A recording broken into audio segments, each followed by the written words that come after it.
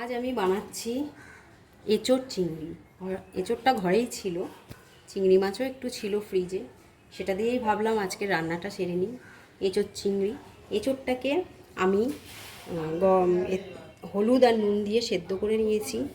পেঁয়াজ ফোড়নের জন্য আছে শুকনো লঙ্কা আর জিরে, একটু নুন আর একটু চিনি, হলুদ, লঙ্কা, ধনে গুঁড়ো আর একটু সবজি মশলা। আর এটা হচ্ছে আদা, রসুন আর টমেটোর পেস্ট। এটা দিয়েই আমি বানাবো এঁচোড় চিংড়ি। চিংড়ি মাছের তেলটাতেই আমি লঙ্কা আর জিরে ফোড়ন দিয়ে দিলাম।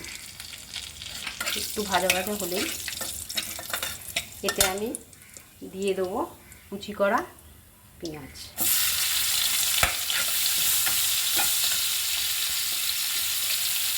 একটু নুন দিলাম যাতে পেঁয়াজটা তাড়াতাড়ি ভাজা হয়ে যায়। এবার আমি এই পেঁয়াজটাকে লাল করে ভেজে নেব।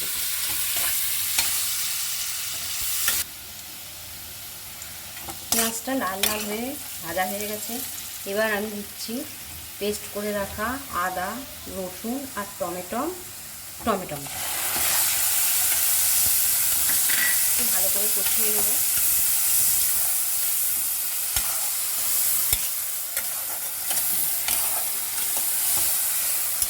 এরপর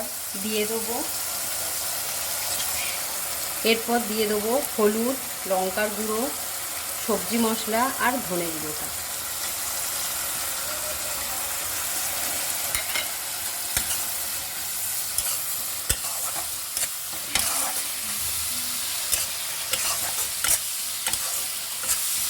একটু কষতে দেবো। মশলাটা কষিয়ে নিলাম। এবারে আমি সেদ্ধ করে রাখা এঁচোড় আর আলু দিয়ে দিলাম।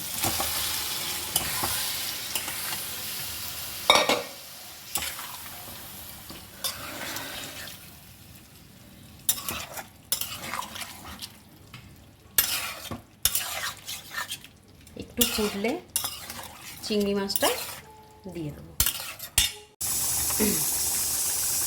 এবার আমি দিয়ে দিচ্ছি চিংড়ি মাছগুলো আর দিলাম একটু চিনি।